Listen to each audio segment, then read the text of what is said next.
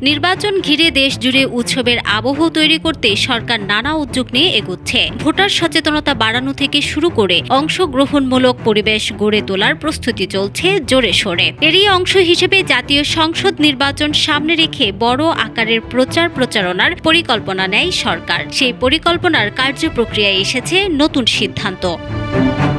উৎসবমুখর পরিবেশ তৈরি ও ভোটারদের মধ্যে সচেতনতা বাড়াতে সরকার 25 কোটি টাকার প্রচারণা চালানোর পরিকল্পনা করেছে। এই লক্ষ্যে টিভিসি, ভিডিও ডকুমেন্টারি ও এলইডি অ্যাক্টিভেশন, ক্যারাভান প্রদর্শনী দেশের 64 জেলা ও 300 উপজেলায় পরিচালনার উদ্যোগ নেওয়া হয়।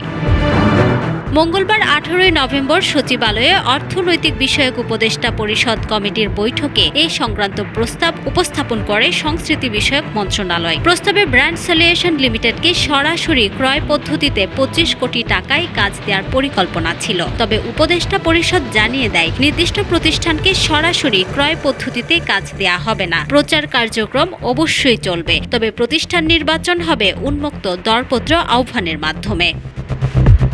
News desk, Dhaka digit.